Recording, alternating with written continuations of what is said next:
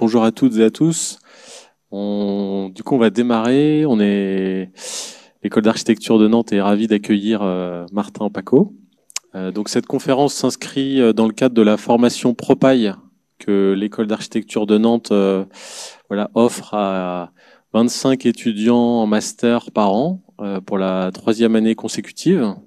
Donc, c'est une formation qui est dispensée par Julie Laurin, qui est ici, qui est artisan et coprésidente du réseau français de la construction paille, Bettina Horsch, qui est enseignant-chercheur, et moi-même. Donc c'est une formation professionnelle qui permet de faire un tour des savoirs par rapport aux règles professionnelles de la construction paille, qui permettent d'assurer les bâtiments que vous concevez ou que vous construisez en bois paille. Et c'est une formation spécifique puisque les matinées sont consacrées à des cours théoriques et l'après-midi à une mise en pratique. Et donc, si ça vous intéresse, à l'issue de la conférence, on pourra vous montrer la maquette échelle qui est dans la grande halle de fabrication. Les étudiants ont terminé d'enduire de terre les bottes de paille cet après-midi. Et donc, si ça vous intéresse, on pourra vous montrer. Donc Martin, merci beaucoup d'être là. Donc tu es architecte, tu as exercé on va dire côté pratique dans plusieurs agences. Et en parallèle, tu as créé la revue Topophile, qui est exclusivement sur Internet, mais que vous êtes nombreux à connaître. Tu as aussi été administrateur du réseau collectif, du réseau français de la construction paille. Et donc, tu as eu une bourse l'année dernière pour partir aux États-Unis sur la trace des pionniers de la construction paille aux États-Unis. Et c'est l'objet du coup de ton intervention ce soir, de nous faire ce retour de ce périple que tu as eu la chance de faire et dont tu vas pouvoir nous faire part aujourd'hui. Et puis, donc, c'est une recherche que tu poursuis maintenant dans le cadre d'une thèse CIFRE que tu fais en étant chez AREP. Voilà. Et peut-être que tu détailleras plus précisément que moi. Je te laisse la parole et encore merci d'avoir accepté. Merci Alexandre, merci Julie, Bettina pour l'invitation. Comme la thèse, je viens de la commencer, je ne vais pas vous en parler. Ce sera l'occasion. S'il y a une nouvelle invitation dans quelques années, on pourra faire ça. J'avais une question pour commencer, mais il me semble qu'elle a déjà été posée à ceux qui font la formation Propaille. Donc s'il vous plaît, tenez votre langue. Voici une botte de paille. Quel âge pensez-vous qu'elle a? Quelle est la durée de vie d'une botte de paille? Là, vous en avez une en vrai. Est-ce que vous pensez qu'elle a 1 an, 6 mois, 2 ans, 5 ans? Alors, non, celle-ci, elle est de la dernière moisson, donc elle date de juillet dernier. Par contre, celle qui est sur la photo, elle a 110 ans. Elle a été mise dans un mur en Nebraska et puis à l'occasion de travaux, elle a été enlevée, elle a été conservée. Là, c'est une botte de seigle. Et donc, ça pour dire que contrairement aux idées reçues véhiculées par les 3 petits cochons ou autres, ou la botte de paille, on considère la construction en paille que c'est pas solide, ça tient pas, ça va se composter, ça va pourrir tout de suite. Force est de constater que dans certaines conditions, ça tient les décennies, voire les siècles. Voilà. Puisque je vais vous parler de la paille aux États-Unis, vous avez peut-être vu que Donald Trump, qui vient d'être réélu président, a passé plusieurs décrets. Le premier, c'est qu'il a banni la paille en papier ou en carton pour promouvoir la paille en plastique. Alors, c'est pas tout à fait celle dont on va parler. C'est pour montrer un peu l'extravagance de ces propositions, mais il en a fait une autre qui nous concerne directement à propos de l'architecture, où il a demandé que tous les bâtiments fédéraux adoptent une architecture ou un style classique, régional, traditionnel, comme vous pouvez voir par exemple à gauche de l'écran, au détriment d'une écriture plus moderne, internationale ou comme on a pu avoir postmoderne, déconstructiviste par la suite. Et pourquoi je vous montre ces 2 bâtiments? Pour illustrer ce décret qu'il y a 1 mois tout juste, c'est parce que ces 2 bâtiments que vous voyez, qui n'ont rien à voir en termes de style, sont tous les 2 en paille. Ça peut surprendre, celui avec les colonnes corinthiennes et son fronton et son portique, etc., est en paille. Il a été construit en 1936 en Alabama, avec une structure bois. Le docteur qui a emménagé dedans, un pas eu de bol, la maison a cramé tout de suite. Mais il l'a reconstruite en paille, aussi, mais il a remplacé la structure bois par du béton de ciment. Et le bâtiment d'à côté, qui a été construit en 1946, a été démoli malheureusement en 2012, mais a aussi été construit en paille avec un mortier de ciment, et la paille a servi un peu de fond de coffrage perdu pour une structure légère en ciment. Donc des propositions assez surprenantes. Ces deux bâtiments, je les ai pas visités, c'est un peu la fin de la première période classique de construction en paille. Pourquoi est-il intéressant de se renseigner sur la construction en paille aux États-Unis? La raison est simple, c'est qu'on sait à peu près tous, enfin tous ceux qui s'intéressent à la construction en paille, on sait que c'est né aux États-Unis il y a 150 ans, et il y a ce folkloriste anthropologue américain qui s'appelle Roger Welch, qui a fait une étude, qui a redécouvert ces bâtiments en menant une enquête dans les grandes plaines américaines, et il a retrouvé ces bâtiments et fait une enquête qui a été publiée en 1970 et que 50 ans plus tard j'ai traduit en français et que vous pouvez trouver dans Topophile, et je vous invite à la lire, c'est en accès libre et vous y trouverez un certain nombre d'informations. Mais vous voyez une photo d'un bâtiment qui a été construit il y a plus d'un siècle, qui n'est pas encore enduit, et donc on voit bien les rangs de paille qui sont superposés avec ce toit dessus. Mais le Nebraska, qu'est-ce que c'est? Où c'est? Parce que, comme vous l'avez vu dans le titre, c'est le berceau, c'est les Sand Hills, donc les collines de sable, au Nebraska. Le Nebraska, ça ressemble à ça. Les Sand Hills, ça ressemble à ça. Donc, il faut imaginer qu'on est dans le Midwest américain, les grandes plaines. Pour les colons, c'est un désert, parce qu'il n'y a pas d'arbres. Les colons européens viennent de Scandinavie, notamment d'Allemagne, du Royaume-Uni, enfin, de la Grande-Bretagne à l'époque, et donc ils ont l'habitude d'avoir des forêts. C'est fondamental pour eux. Et là, ils arrivent dans le Midwest, il n'y a pas d'arbres.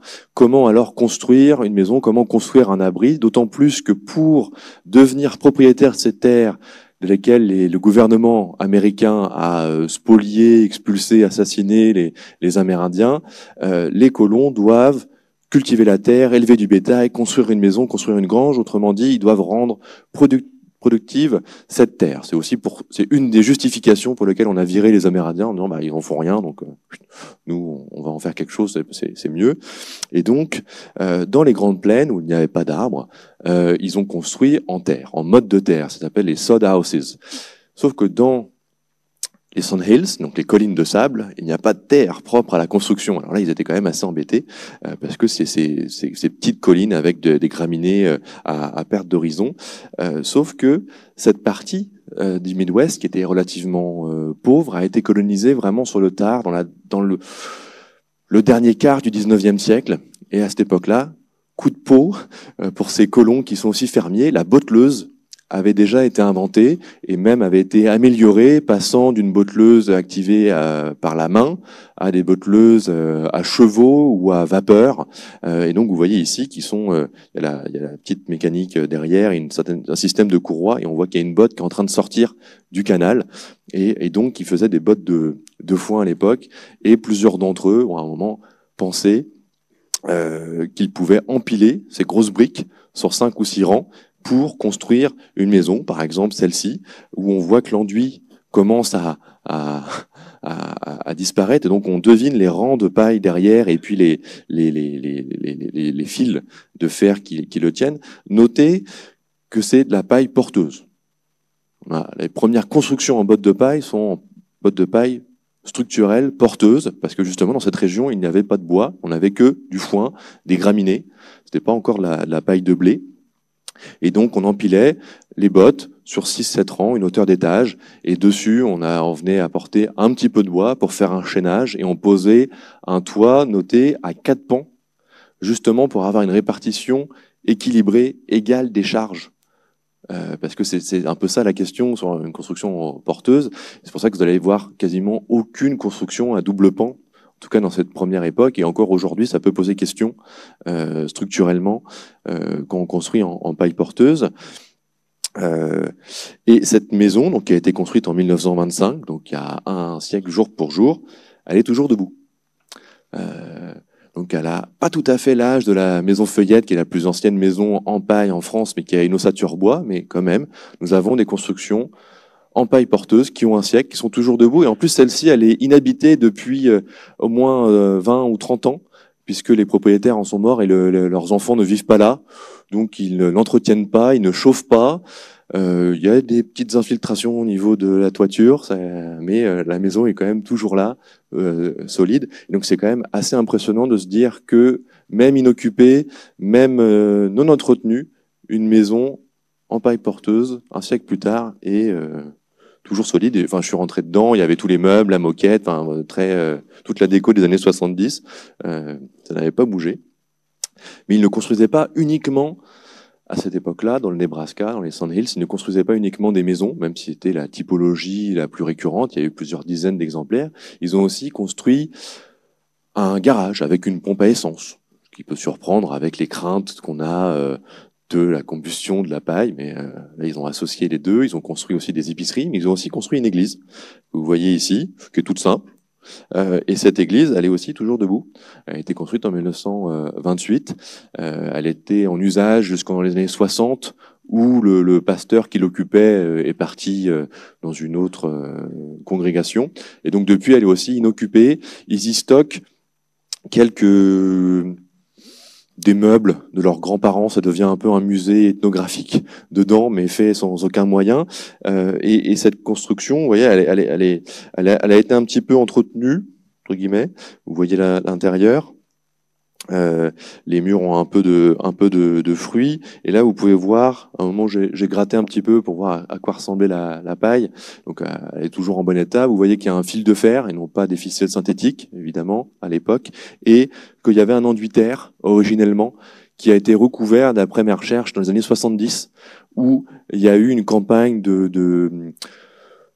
d'entretien, même s'ils ont finalement mis un enduit ciment dessus, ce qui était vraiment pas la meilleure idée, mais qui a été fait par des gens qui ne connaissaient pas la paille, dans le cadre d'une inscription du bâtiment dans une liste de monuments patrimoniaux historiques. Et donc, ils ont fait une première rénovation, mais qui a peut-être fait plus de mal que de bien.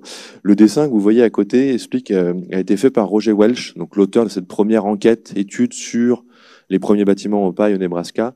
Et vous voyez que le système constructif est très simple. On empile les bottes, on met des broches pour lier toutes ces bottes qui sont posées en quinconce.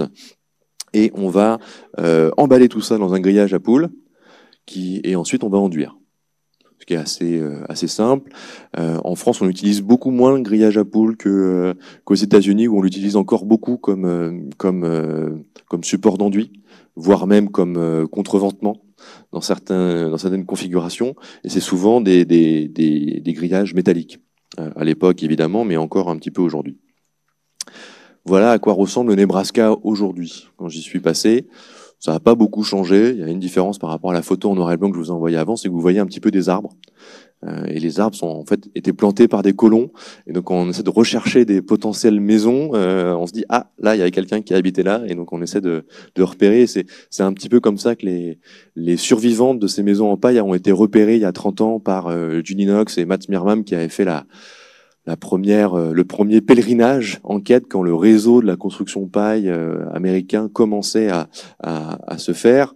Donc ça, c'était pour vraiment l'origine et pourquoi le sujet m'a intéressé et potentiellement intéressant pour la filière et tous les pailleux. Comme l'a dit Alexandre, j'ai été lauréat d'une fellowship de l'Ordre des architectes américains, et donc j'ai proposé justement de faire ce voyage, de retrouver ces premières maisons et en même temps de rencontrer tous ceux qui avaient participé à sa renaissance, donc depuis une cinquantaine d'années.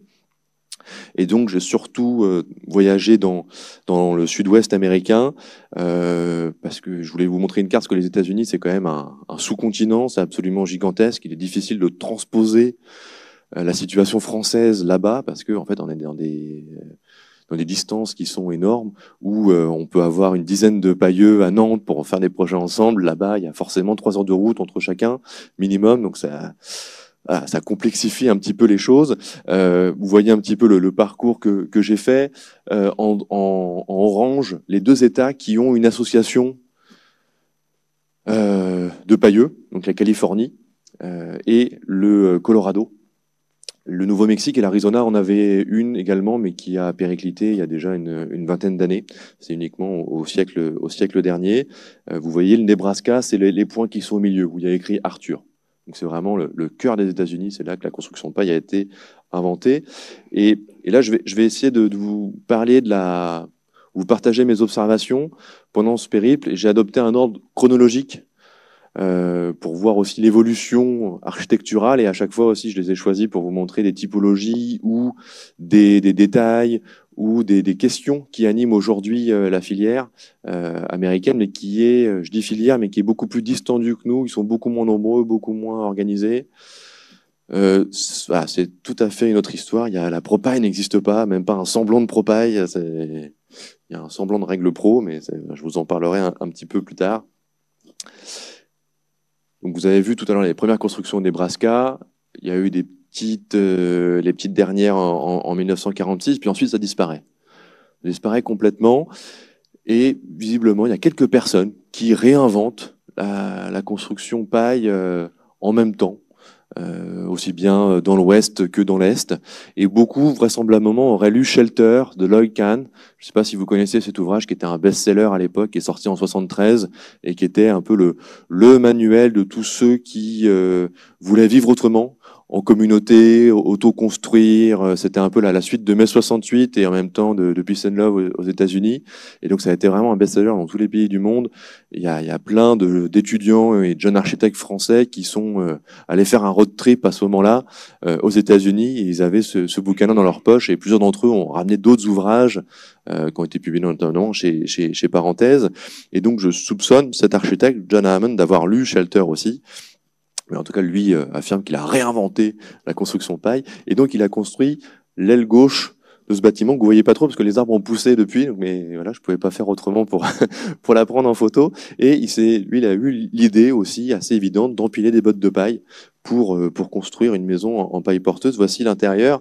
On voit que c'est quand même que tout n'est pas complètement plan. On voit que l'enduit a un relief, c'est pas une planéité parfaite, mais il la cherche pas forcément. Et vous voyez que là, il avait, je parlais tout à l'heure de la forme du toit. Ici, il est en deux pans.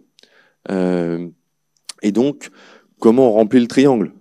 Avec des bottes qui sont rectangulaires. Il y a rien de plus chiant. Donc lui, il l'a rempli en planche de bois. Mais ce qui est intéressant, c'est qu'il a quand même fait une lisse. Il a posé ces petites fermes treillis très simples dessus. Et puis, il s'est servi de l'épaisseur pour faire le chemin de câble. Donc tous ces réseaux passent dedans. Au lieu de les glisser dans l'enduit, etc. Non, lui, il les fait tous parcourir sur le dessus. Et il se branche directement comme ça. Vous pouvez noter aussi la petite fenêtre. La petite... Enfin, qui n'est pas une fenêtre, pardon, mais qui a le creux, mais qui fait un petit peu hôtel. On les retrouve très très souvent aux États-Unis. Les petites niches, merci Julie, qui reviennent très très régulièrement, peut-être aussi régulièrement que les fenêtres de vérité chez nous, même si on ne voit pas la paille. Mais ils aiment bien faire ça pour appréhender l'épaisseur. Et il a fait une extension qui est un peu un autre style, où il y a une façade un peu bioclimatique avec un mur tombe en partie basse. De la menuiserie, et puis vous pouvez voir à l'intérieur que l'enduit est très soigné, bien rencontré la lisse haute, tout le bois il l'a débité dans sa propre forêt, c'est pour ça que c'est pas complètement déligné, mais voilà, il a appris entre la première maison qui était un peu, l'enduit était un peu brut, très irrégulier, là il le tire et il le travaille esthétiquement, et c'est l'atelier de peinture de son épouse. À la même époque, non pas en Californie, ou un petit peu après, dans le désert de Nouveau-Mexique et d'Arizona, il y a Athena Steen qui, vraiment pour des raisons économiques, elle se séparait, elle n'avait pas beaucoup d'argent, pas beaucoup de revenus, et donc elle avait probablement lu un article qui avait été paru dans Fine Home Building, qui est un peu l'équivalent de la maison écologique, de la première maison que je vous ai montrée. Et donc elle a construit une maison en paille, mais sans manuel, elle a juste empilé des bottes, essayé, et puis ensuite elle a rencontré Bill Steen, et ils se sont mis ensemble, et ils sont tous les deux pris de passion pour la paille et surtout les enduits. Pardon, j'ai oublié de changer. Et donc ça, c'est une des premières constructions qu'ils ont fait ensemble. Vous voyez, ça, voilà, on peut tester, on peut construire comme ça juste une pièce en empilant des bottes. C'est aussi de la paille porteuse. Et à l'intérieur, il y a des formes organiques. Ils ont utilisé aussi des bottes de paille pour faire la cloison. Là, c'est l'intérieur, l'extérieur du même mur. Quand vous êtes à l'intérieur, c'est une douche. Alors évidemment, il y a un enduit chaud dessus qui est un peu traité, j'imagine, en tas de lac pour que ce soit enfin que ça fasse un bon revêtement pour une douche.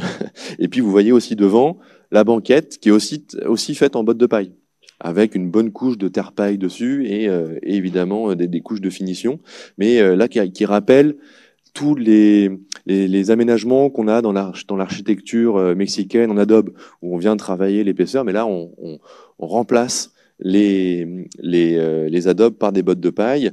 Et juste eux, ils ont écrit les premiers bouquins et leur hameau dans le comté de Cochise en Arizona est devenu un centre de formation plaque tournante de l'éco-construction aux États-Unis.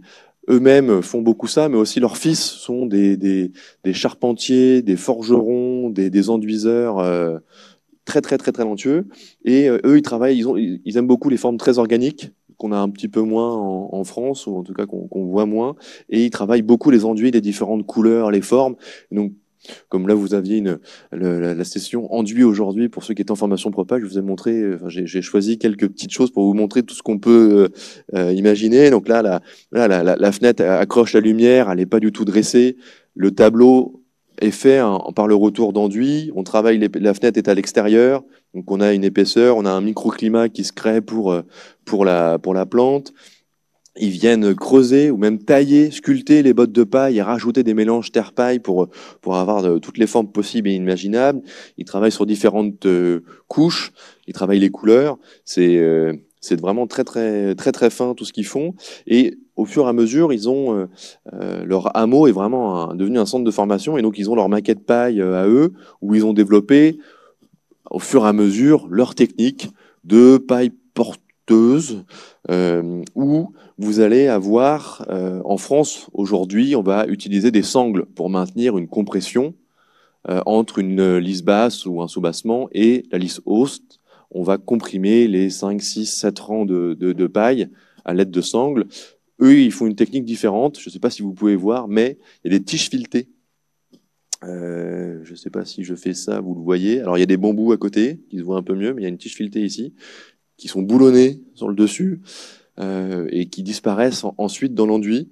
Et ils utilisent beaucoup les bambous. Ils n'ont pas vraiment su m'expliquer pourquoi, mais j'ai l'impression que ça venait vérifier la planéité et en même temps rigidifier un peu l'ensemble. C'est comme quand vous pliez un bout de tôle, vous voyez, vous faites une cornière ou un T, ça vient rigidifier, tenir un petit peu les éléments ensemble. Je pense qu'ils en avaient peut-être aussi marre de brocher les bottes parce que c'est assez difficile. Et donc finalement, ils ont mis les broches à l'extérieur pour voilà, faire comme une attelle au mur en bottes de paille. Et à côté, ça c'est pour Julie, c'est leur mur d'enduit qui en fait sont la structure du bâtiment. Tu vois comme ça des petits murets qui rayonnent et tu vois la charpente qui est posée dessus, et chaque élève a 2-3 mètres carrés à enduire et un angle, évidemment. C'est leur chevalet d'enduiseur. À la même époque, au même endroit, dans le sud de l'Arizona, il y a un autre couple fondamental. Donc là, c'était Bill et Athena Steen. Et là, vous avez Judy Knox et Matt Spearman, qui est mort depuis mon périple. Et, il est mort cet automne. Mats, qui eux ont découvert la construction de paille par hasard. Via un article, via un stage de permaculture, parce que l'information de la construction paille a beaucoup circulé dans les cercles permaculturels du sud de l'Arizona, et ils ont trouvé ça absolument fabuleux. Ils sont allés retrouver les bâtiments au Nebraska. Ils ont aussi provoqué les premières réunions avec les Steen, avec David Bainbridge, avec Pliny Fisk dans les années 89 et 91 et 93. Ils se sont rencontrés à plusieurs reprises. Et voici deux de leurs maisons. Et la première est très intéressante, c'est la leur. C'est une réhabilitation. Ils ont fait une ITE paille il y a 30 ans. Sur une maison en bloc ciment. Donc vous voyez que l'épaisseur est très importante, mais ils les ont aussi utilisés pour faire des niches, pour faire un seuil et une entrée singulière. Et ils ont aussi utilisé un peu ce qu'on peut retrouver dans l'architecture plutôt au Mexique, avec ce contraste entre la chaux et la terre, sur la photo de gauche. Et la photo de droite, c'est une maison qu'ils ont construite derrière pour la mère de Mats, qui est là en étant paille porteuse. Et vous voyez la grande fenêtre avec tous les carreaux mexicains qui sont scellés dans l'enduit. Là, par contre, l'enduit est en ciment. Couleur terre, ça c'est quelque chose qui se fait fréquemment, aussi bien pour la paille que même pour le style adobe, qui en fait n'est pas en adobe, enfin qui ne l'est plus depuis bien longtemps, mais ils font des enduits ciment, couleur terre, c'est un peu un processus de disneylisation. Ça a été encadré, il y a eu plein de politiques pour favoriser le tourisme, mais ça c'est une autre conférence. Donc un autre couple très très important, et c'est eux qui ont aussi créé Out of Bale, qui était à la fois une maison d'édition, et aussi ils ont fait plein de VHS, parce qu'à l'époque évidemment on voyageait, il n'y avait pas internet, les voyages étaient chers, et donc ils ont produit les premières vidéos qui ensuite ils envoyaient à l'autre bout du monde, parce qu'ils ont eu leur portrait aussi dans le New York Times. Et donc après ça, en 91, ils ont croulé sous le nombre d'appels et de lettres, mais c'était des centaines et des centaines. Il y a eu évidemment, quand c'était dans un quotidien national d'une telle envergure, ça a vraiment créé quelque chose. Et donc, justement, à ce moment-là, ils se sont dit, il faut qu'on ait un code de construction. Et ils étaient quelques-uns à faire de la paille dans le sud de l'Arizona. Il faut savoir que comme les États-Unis, c'est un État fédéral, les codes de construction, c'est beaucoup plus... Enfin, chez nous, c'est compliqué, mais là-bas, c'est encore plus compliqué, parce que chaque juridiction, chaque État, et même chaque comté a son propre code de construction. Il y a 50 États, je ne sais pas combien il y a de comtés, mais ça se compte en centaines. Vous voyez pas le boulot qu'il y a, mais en même temps, à l'échelle du comté, vous pouvez aussi connaître plus facilement l'administration, les inspecteurs qui vont valider le système constructif. Et donc, Mats Meerman, avec David Eisenberg, ils ont travaillé au niveau du comté de Tucson, donc c'est le Pima County, à faire le premier code de construction en paille porteuse et non porteuse, qui a été validé en 1996 et qui a servi de base pour tous les autres, et évidemment, il y a encore eu très peu d'études ou de recherches, donc il a été un peu malmené par la suite et corrigé, mais ils ont fait ce travail pionnier ensemble, donc ils sont vraiment très importants. Là, je fais une petite parenthèse quand même pour parler de la ressource, et je vais en Californie à la même époque.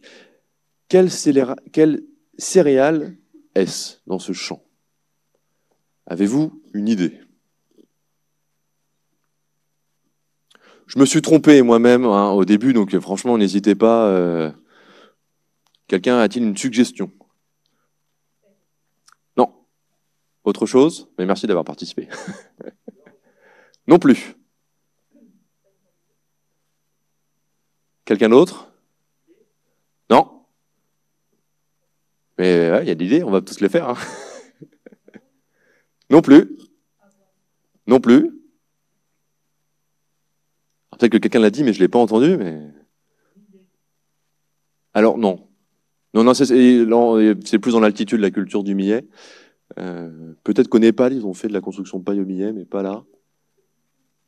C'est du riz. Figurez-vous que la Californie est un très grand producteur de riz. Oui, j'étais très surpris moi-même en arrivant. C'était une des grandes découvertes, mais qui est une évidence là-bas. La Californie, au nord de Sacramento, qui est la capitale, il y a toute une vallée où c'est de la riziculture, mais sur des dizaines de milliers d'hectares. C'est absolument colossal.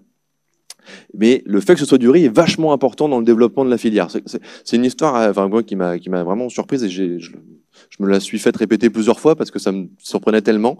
C'est qu'en 1990, l'État de Californie passe une nouvelle loi sur la qualité de l'air, dans lequel il va encadrer et drastiquement réduire ce qu'on appelle l'éco-bois, c'est-à-dire l'incendie, enfin plutôt excusez-moi, je ne l'ai pas raconté dans le bon sens pour que ça fasse sens. Le riz a beaucoup plus de silice dedans que le blé, et donc il se décompose beaucoup plus lentement, ce qui est super pour la construction, il est encore plus pérenne. Mais quand vous êtes agriculteur et que vous avez des milliers d'hectares, qu'est-ce que vous faites de tout ce blé? Donc généralement, en fait, ils le brûlaient. C'était leur pratique courante. Donc ça a été des choses comme ça. Et à un moment, il y a eu un peu un travail, on dit mais ça c'est vraiment pas bien, on s'empoisonne, c'est polluant. Et donc il y a eu une première loi en 1990 qui encadrait et réduisait cette pratique. Mais là, évidemment, les agriculteurs, ils ont dit mais qu'est-ce qu'on fait de tout ça? Enfin, on ne peut pas l'emmener à la déchetterie municipale, c'est pas possible. Et donc, ils ont noyé les rizicultures, les rizières, après la récolte, parce que la paille baignant dans l'eau va se décomposer plus vite. Sauf que là, les pêcheurs, ils ont dit attends, c'est pas possible. vous allez appauvrir nos rivières et notre gagne-pain. Donc comment on fait, nous, si vous prenez encore plus d'eau que ce que vous prenez déjà pour cultiver le riz? Ça va pas le faire. Donc ils sont montés via leur lobby, l'organisation, jusqu'à l'Assemblée, au congrès de l'État de Californie. Les pêcheurs ont été intégrés à la commission d'agriculture, riziculture du congrès, et ensemble, ils ont cherché des usages potentiels pour la paille de riz. Et je ne sais pas comment quelqu'un parmi eux a eu connaissance des essais, des travaux préliminaires de codes de construction en paille dans le sud de l'Arizona. Et donc, ils se sont fait envoyer une copie, une des 7 versions que Matt Smirmam et David Eisenberg, sur laquelle ils travaillaient, et ils ont réussi, avec le soutien à la fois des riziculteurs et des pêcheurs, qui voilà, ont un point important, ils ont réussi à passer à la juridiction de Californie un guide bonne pratique paille avant que ce soit validé en Arizona, et ça a aussi déclenché les premiers crédits et subventions pour faire des tests, parce que la Californie avait quand même des réglementations, notamment sismiques, assez importantes, et donc ils ne pouvaient pas approuver de la construction paille comme ça, il fallait quand même faire des tests de résistance mécanique, de comportement sismique, et donc les premiers budgets ont été donnés à la filière, finalement, par les riziculteurs et les pêcheurs. Et voilà, comme ça, ne paraît pas du tout évident. Ça s'est développé, etc. Mais je reviendrai sur le code et le développement par la suite. Et donc, encore aujourd'hui, en Californie, on construit essentiellement en paille de riz. Et j'ai envie de dire, je n'ai pas fait une étude quantitative hyper précise, mais je pense que la majorité des bâtiments aujourd'hui construits en paille en Californie, la paille vient de ce champ. Peu importe où il vient de celui-là. Parce que, celui-là ou celui d'à côté, mais du même propriétaire de Ron, qui a produit un peu plus de 100 000 bottes par an. Donc c'est absolument colossal. Et donc comme la demande en paille n'est pas non plus énorme, il approvisionne tout le monde parce que tout le monde a son 0,6, donc c'est facile. Il remplit un semi-remorque, il l'envoie dans le sud de la Californie, il n'y a aucun problème. Un semi-remorque, on construit une maison tranquille avec, donc ça fait juste une livraison, ça coûte pas cher. C'est très commode. Voilà, donc c'est le grossiste fournisseur de paille californien, c'est lui. Et lui, ça lui fait un bon complément de revenu, donc il est tout à fait partant pour faire ça. Je reviens à des petites constructions et je reprends l'ordre chronologique. Et donc, première moitié des années 90, la Californie a ce guide de bonne pratique qui n'est pas, enfin, je le dis, j'essaie de transposer avec des termes français, c'est-à-dire que c'est pas des règles pro, c'est pas encore une technique courante, mais on va dire que le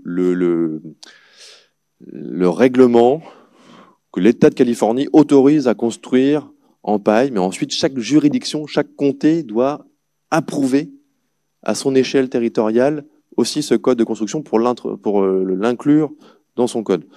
Il y a un peu en même temps, c'est assez démocratique, mais c'est un peu l'épopée russe, quand même. Et donc, une des premières constructions post-adoption par l'Assemblée californienne, c'est celle-ci. Et ce qui est très intéressant, c'est que c'est Martin Hammer qui en est l'architecte. Et Martin Hammer, c'est aujourd'hui un des rois mages des codes de l'éco-construction, des codes de construction aux États-Unis. Je dis rois mages parce qu'ils sont 3. Il y a David Eisenberg qui a 80 ans, il y a Martin Hammer qui en a 60, et il y a Anthony Dente qui en a 40. Et il y a une sorte de passation, et ils ont commencé par la paille, et maintenant ils sont appelés par les autres filières pour les règles Bauge, les règles Adobe, les règles Chaux-Chambre, parce qu'ils savent comment le processus fonctionne. Mais j'y reviendrai un petit peu après. Ici, cette maison atelier, elle est assez surprenante. Je ne sais pas si vous voyez bien, mais je zoome un petit peu. Voilà, c'est une dalle, comme c'était leur première. Ils ont coulé une dalle. Ils ont mis en place des portiques métalliques les plus économes possibles, de structure agricole. Ils ont fait la couverture et puis ils ont construit en dessous. Donc comme ça, ils étaient déjà hors eau, dans les deux sens, à la fois la base par la dalle qu'ils avaient coulée et par le toit, et ils ont pu construire en paille, et ça évite, surtout quand on débute, quelques potentiels ennuis. Et puis à l'intérieur, vous voyez, il y a encore ce banc fait en botte de paille, inclus dans l'enduit, ces niches, etc. Et Martin a fait ensuite, je sais pas, une quinzaine d'autres maisons en paille en Californie, au Nevada, en Utah, en plus d'avoir coécrit le code de construction paille, dont je reparlerai après. Il y a aussi d'autres types de formes plus organiques, mais en fait, c'est qu'il y a tout un courant aux États-Unis qu'on appelle le passif solar. Qui est vraiment un courant de pensée vachement et de praticiens très très important, qui adopte plein de principes bioclimatiques, les murs trombes, les protections solaires, la ventilation croisée. Ils travaillent beaucoup avec le solaire et comment on va emmagasiner toutes ces calories. Et donc vous voyez que le bas de chaque fenêtre, c'est aussi un peu des murs trombes. En l'occurrence, lui, il utilise des stocks d'eau derrière pour emmagasiner les calories et les redonner derrière. Les derrière. Vous avez des casquettes là qui sont jaunes et oranges, qui vont protéger les gens qui travaillent à l'intérieur, mais en même temps la lumière va pouvoir pénétrer en profondeur dans la pièce par ici. Et puis vous avez là encore de la lumière, mais qui est surtout utilisée pour la ventilation traversante. Et ça, c'est un couple, Polly Cooper et Canagard, qui sont vachement importants. Ils ont construit près de 300 maisons, non pas en paille, mais selon ces principes passifs solar. Et en paille, ils ont construit leur propre campus. En fait, ils possèdent une colline, ça comme ça, qui était un ancien élevage de truites avec plusieurs bassins. Et dans les années 90, ils achètent ce terrain et ils construisent 2-3 bancs en paille, justement au-dessus du bassin, de manière un peu très champêtre, poétique. Là, ils peuvent s'asseoir en amoureux devant l'étang. Sauf qu'il y a un incendie en 96 et la colline brûle. Mais il y a une seule chose qui résiste, c'est leur petit banc en paille qui était enduite. Et donc ils se disent, mais c'est vachement intéressant. Et finalement, les prochaines maisons qu'ils vont construire sur ce terrain vont être en paille enduite. Et voire même, il y a une de ces maisons qui va utiliser les poteaux électriques qui avaient été calcinés comme structure. C'est encore une autre histoire, mais ils font souvent ça. Et donc, ils ont construit 1, 2, 3, 4, 5 maisons en paille, leur agence, leur maison, la maison des amis, leur atelier en paille. Et donc là, c'est leur bureau avec cette forme vraiment incroyable. Moi, ça me fait penser à une baleine. J'ai envie de voir ça avec ce contrefort où on va pas redimensionner la botte, ça va arriver comme elle arrive et ça fait cette forme-là. Et de toute façon, on l'enduit. C'est des enduits ciment, je précise. Ils étaient tous les deux profs à Caltech. À San Luis Obispo, et il y avait des grands spécialistes ingénieurs des voiles minces dans cette école. Et donc, ils ont aussi travaillé avec eux. Donc, il s'est amusé à construire un mur à double courbure, autoportant en paille, mais qui, en fait, a des super enduits ciment de chaque côté. Donc, voilà, c'est presque une coque avec un remplissage paille, finalement, d'un point de vue structurel. Mais il y a une chose aussi, outre la forme, pour montrer qu'on peut faire plein de choses, par rapport au feu, qui est une question sur laquelle je reviendrai par la suite, c'est que vous voyez que l'enduit monte jusqu'à la rive. Il ne vient pas buter contre la charpente, contre les chevrons, il vient jusqu'à la gouttière. Il rebique en quelque sorte, parce que ils ont tiré le latis ou le treillis métallique, la maille derrière, pour l'accrocher. Et ça, c'est vachement important parce que vous n'avez pas les chevrons ou les voliges ne sont pas apparentes. Ce qui fait que c'est une prise de moins pour le feu. Parce que là, c'est en plus un enduit ciment, donc voilà, ça tient bien. Mais en même temps, ça peut être assez beau d'avoir ce retour d'enduit. Mais il y a, en l'occurrence, c'est aussi une raison purement de protection face au feu, puisque leur colline avait déjà été cramée. Vous voyez, petite photo à l'intérieur, ce qu'on retrouve ces typologies-là. Il y a sur le côté avec les lumières, ça c'est un truc qu'il a piqué à Wright, la ventilation, le brasseur d'air. Et donc ils ont construit ça, ils ont aussi construit une synagogue qui est partiellement en paille, un jardin botanique, un centre de loisirs, colonie de vacances qui est aussi en paille et qui reprend plein de dispositifs assez similaires à cela. Et dans cette veine de Passive Solar Architect, il y a aussi Jeff Dickinson qui là au Colorado a construit une école Waldorf. Même, il en a même construit plusieurs. Mais celle-ci est notamment intéressante, c'est qu'elle s'est agrandie. Et à chaque fois, la maîtrise d'ouvrage a fait appel au même architecte et à chaque fois a reconstruit des nouveaux bâtiments en paille. Donc, pour montrer que ça les avait pleinement convaincus, non seulement par la cohérence avec leur pédagogie Waldorf sur le faire, sur le dehors, sur l'expérience et la nature, mais en même temps parce que finalement ils s'y trouvaient bien d'un point de vue climatique, parce que là on est juste à côté de Aspen, Aspen qui est la station de ski hyper cossue. Je ne sais pas l'équivalent en France, parce que je ne sais pas, mais vous imaginez. Donc c'est très très prisé, mais c'est aussi très haut en altitude, donc il fait très froid l'hiver. Il y a plusieurs dizaines de centimètres de neige, donc la question de l'isolation est aussi vachement importante. Et donc ils ont fait le choix renouvelé de la paille, et on voit ces dispositifs aussi de protection solaire, et en même temps on vient en chercher avec des beaux windows, ces espaces extérieurs qui dédoublent la classe. Je vous ai mis aussi une photo intérieure où on voit que y a une structure qui est un petit peu mixte. Finalement, on est plutôt en poteau-poutre intérieur et enveloppe autoportante en paille. Y a beaucoup de mixité dans les projets que j'ai pu voir. C'est jamais même tout à fait très clair sur comment ils font. Ils n'ont pas du tout nous, ce qu'on a, le DTU 31.2 ou 31.4, voilà, c'est beaucoup plus sur l'ossature bois et le poteau-poutre bois, c'est beaucoup plus souple. En tout cas, dans les réalisations que j'ai vues, je ne sais pas si c'était dans tout à fait les règles de l'art, mais je pense que chaque projet était unique en termes de structure, de section de bois, d'anthrax. Mais donc, voilà. Je fais un petit bond dans le temps et je quitte les Rocheuses pour montrer qu'on ne construit pas uniquement en paille dans pleine nature, une maison au milieu d'une colline, mais aussi à Berkeley. Donc Berkeley, qui est la banlieue de San Francisco, il y a une très grande université. Il y a, comme c'est une ville qui est très cotée, également, il y a tout un mouvement depuis une vingtaine d'années pour densifier et donc construire des maisons au fond des jardins, en quelque sorte. Et l'une d'entre elles, malgré l'aspect de densité et l'épaisseur de la botte de paille, a été construite en paille il y a plus de 20 ans. J'y suis retourné avec l'architecte qui n'y avait pas mis les pieds depuis presque 20 ans. Il était heureux comme tout de voir qu'elle était toujours là. Elle avait changé plusieurs fois de main entre-temps. Et les nouveaux propriétaires étaient vraiment... étaient au courant que c'était une maison en paille et peut-être même c'était une des raisons pour laquelle ils l'avaient achetée. Ça leur plaisait beaucoup. Donc, vous voyez, elle est toute cachée dans ce jardin. On voit à l'intérieur comment tous les tableaux sont enduits, comment la lumière... voilà, s'accroche dessus malgré l'épaisseur. Vous voyez aussi que au fond, dans la cuisine, on a deux petites fenêtres. Et on va pas s'amuser à redécouper les bottes de paille dans tous les sens.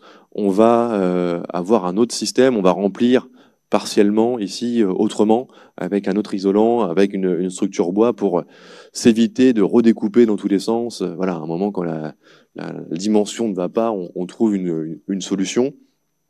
Mais moi, ce qui m'avait beaucoup surpris, qu'on retrouve très très souvent là-bas, c'est les tableaux qui sont enduits, ce qu'on trouve beaucoup moins en France où on tire davantage les enduits quand on a des enduits sur paille. Mais là-bas, c'est vraiment très très fréquent et cette rondeur est très apaisante, je trouve. Et peut-être à dire, parce que là on est dans un site contraint, c'est qu'aux États-Unis, la question de l'épaisseur de la paille est une question culturelle, enfin des murs, à cause de la botte de paille, une question culturelle très difficile. Alors qu'en France, on a une tradition de maçonnerie, et donc nos murs en pierre, en briques sont épais, donc c'est pas une question, à part pour les promoteurs qui vont dire on va pas vendre assez de mètres carrés, mais voilà, ça nous fait pas un obstacle. Par contre, pour les potentiels clients et habitants aux États-Unis, c'est une vraie question parce que leur tradition, c'est l'ossature bois, donc c'est des murs de 10 cm ou 14 cm. Et donc, l'épaisseur peut être un blocage pour certains, mais pour d'autres, justement, ça va être l'occasion de travailler sur l'épaisseur, de faire des banquettes, des niches qui va plaire. Et même pour certains, ils vont demander une maison en paille pour faire genre c'est une maison en pierre, à l'européenne. Et juste tromper sur l'épaisseur. Là, j'en ai visité une dont les enduits avaient un traitement pour ressembler à de la pierre. C'était affreux comme tout, mais le client était ravi.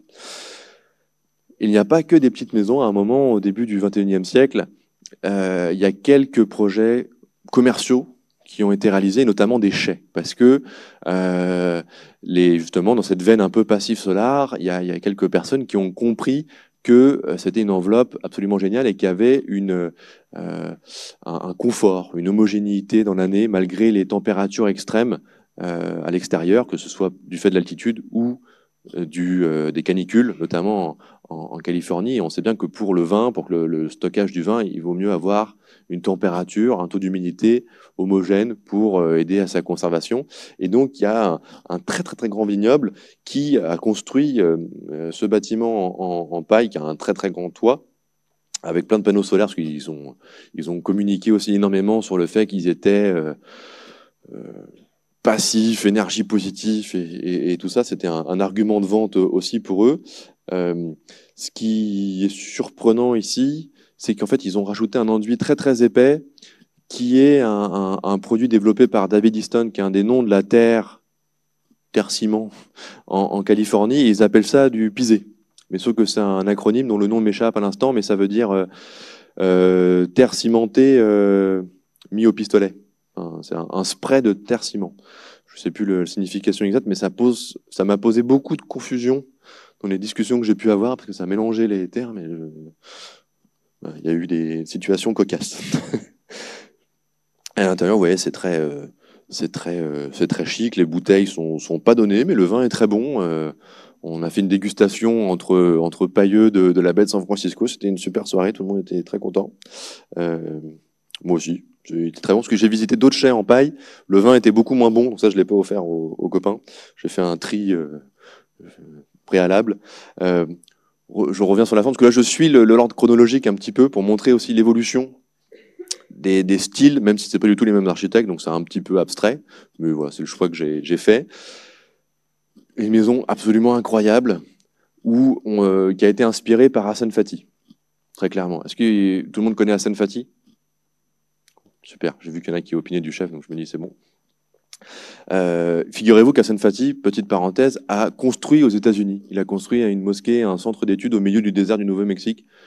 Je ne sais pas qui vient faire sa prière là, mais le bâtiment est dans un site magnifique. Il y a un canyon sublime à côté, assez surprenant. Mais donc là, il y a ce pianiste et compositeur qui voulait une maison en paille avec une super acoustique. Parce que du fait de son métier et qui est en même temps dans le désert de Californie, à côté de Joshua Tree National Park, et donc d'où cette forme pour l'acoustique. Et ils se sont cassés la tête pour faire ça en paille, parce que la voûte est en paille aussi. Les contreforts, on les comprend assez logiquement. Et là, ce qui est intéressant là-dedans, c'est qu'on voit que on peut construire en paille dans une logique de maçonnerie, et pas dans une logique de, comme on l'a plutôt en France, c'est des charpentiers qui le font, on a une structure bois, on remplit, c'est fini. Mais la botte de paille, initialement, c'est des grosses briques qu'on empile en botte de paille porteuse. Et donc, pourquoi pas imaginer des arches, des voûtes. Gagne, il disait, les briques veulent des arches, donc pourquoi pas la botte de paille veut peut-être des arches aussi. Et donc, ils se sont amusés à faire ça. Et voilà, l'intérieur, enfin, on pourrait se croire en Égypte, à New Luxor, avec chez Hassan Fathy. Bon, je précise quand même qu'ils ont fait des tests et tout. Il y a des ferraillages, il y a des enduits ciment. Donc voilà, je pense qu'il y a de la coque mince qui se balade pour tenir un petit peu tout ça. Mais l'espace est quand même hyper agréable, quoi. Malheureusement, le pianiste est décédé, donc il n'a pas joué quand j'étais là. Ça aurait été super pour tester l'acoustique. Et comme je ne sais pas jouer, l'acoustique restera un mystère.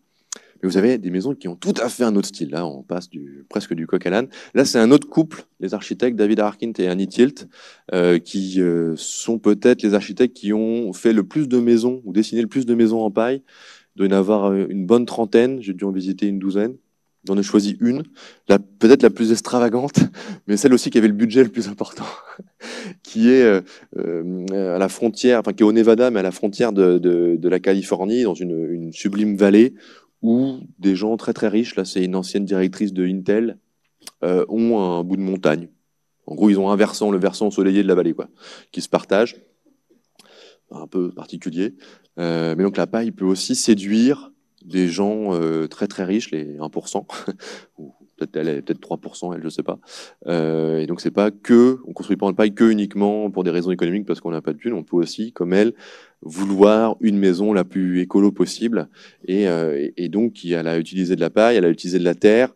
Les brises-soleil que vous voyez ici, c'est des ailes ou des bouts d'ailes de l'aéronautique qu'elle a réemployées. La structure bois est en partie des bois des bois qui ont été abattus pendant des incendies, mais dont le cœur était encore solide, ont été un petit peu délignés, qu'ils ont utilisés pour la structure. Vous voyez à l'intérieur, là on retrouve aussi le pisé, qui donc n'est pas du pisé français, c'est du pisé acronymique. Mais à nouveau, on travaille cette épaisseur. Tout à fait un autre style et une typologie pour montrer qu'on ne fait pas que des maisons, même si 90%, 95% des constructions de paille aux États-Unis, c'est des maisons. Il y a quelques exceptions, dont peut-être le seul type de bâtiment qu'on n'a pas encore en France, c'est un commissariat. Visiblement, il y a un mur en parpaing derrière, en bloc de ciment, et donc la paille est là plutôt pour ralentir la vélocité des balles au cas où il y a un tir dessus, et ensuite ça vient se loger dans le parpaing. Et ce qui est marrant, c'est qu'ils en ont fait deux comme ça. C'est deux sous-commissariats de la ville qui ont le même plan, la même construction. Ça a été aussi un sacré quiproquo parce que je comprenais pas les adresses que je trouvais, et en fait c'était le même. Malheureusement, je n'ai pas pu rentrer dedans parce que le commissariat est fermé le midi. Voilà, je ne sais pas pourquoi, mais c'était comme ça. Et de manière assez surprenante, cet architecte en a fait un deuxième, dans une autre ville, beaucoup plus importante, où là, en fait, il a transformé un hangar en commissariat et en caserne de pompiers, et il a rajouté ce hall d'entrée au style singulier, un peu douteux, mais il l'a fait en paille. Ce que j'ai trouvé absolument... Enfin, ça m'a bien fait rigoler. Et donc, c'est une structure en béton. En fait, ils ont des sortes de fûts qui coûtent pas cher en acier, dans lesquels ils coulent du béton. Et donc, il y a comme ça 4 paires de poteaux sur lesquels ils ont mis ces lamellés incurvés. Et ils ont rempli de paille autoportante, mais sur quand même quasiment 6 mètres de haut, des bottes.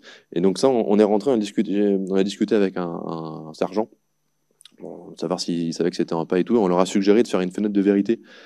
Parce que les fenêtres de vérité chez les particuliers, donc les fenêtres de vérité, c'est quand, généralement à l'intérieur, on va faire un trou dans l'enduit pour montrer qu'on a de la paille à l'intérieur. Il y en a plein de sortes différentes, ça devient presque un élément iconique et artistique, parce que la signature de l'artisan ou des propriétaires. Mais dans une maison, il n'y a pas beaucoup de passages. En France, on le fait beaucoup dans les écoles, pour montrer justement que éduquer les enfants, mais aussi les parents, que c'est construit en paille. Donc on a suggéré à ce commissariat, un des rares bâtiments publics qui a beaucoup de passages, de faire ça. Et Martine, avec qui j'étais, a même laissé sa carte pour dire si vous voulez, je viens vous le faire. Je ne sais pas s'il l'a fait, mais ce serait assez amusant. Un autre style. On peut faire plein de choses en paille. Ça ne veut pas dire qu'il faut tout faire. Je ne sais pas s'il fallait faire ça.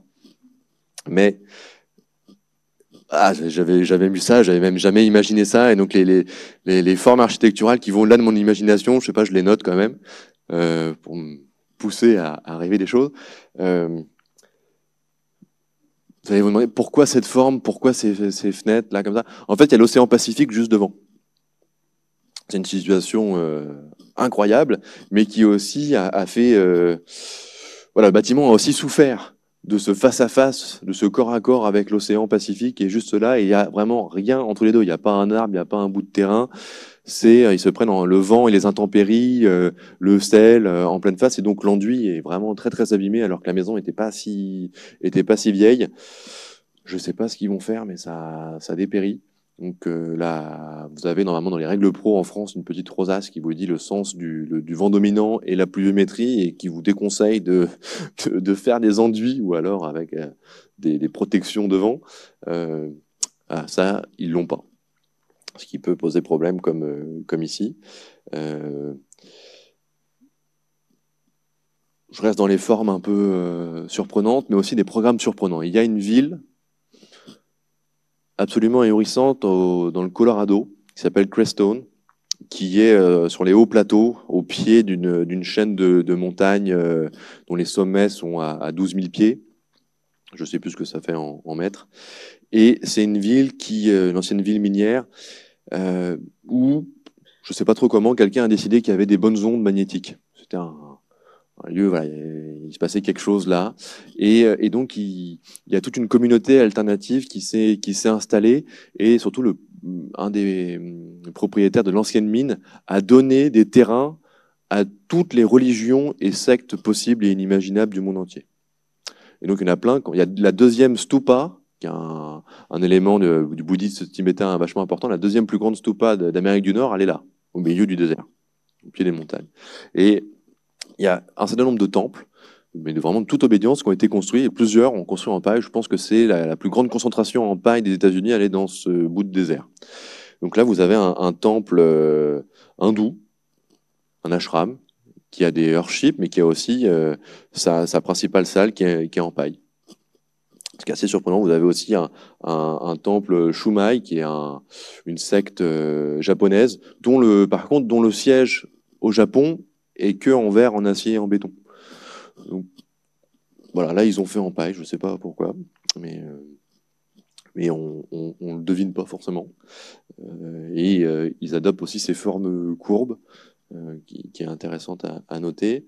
Dans un autre style, mais aussi très intéressant, à Albuquerque, qui est au Nouveau-Mexique, vous avez Cadmon qui a retapé sa maison comme ça. C'est une réhabilitation.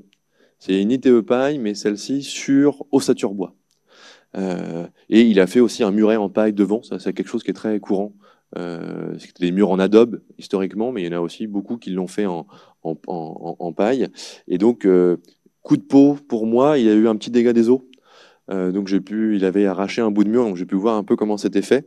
Et donc en fait, sa maison, ouais, peut-être qu'il faut que je le dise, la structure d'une maison bois aux États-Unis, assez classique, en tout cas dans le sud-ouest, c'est vous avez le 2x4, donc qui est la section de bois. Donc chez nous, ça va être un 140 probablement. Vous avez ensuite un panneau qui vient faire le contreventement.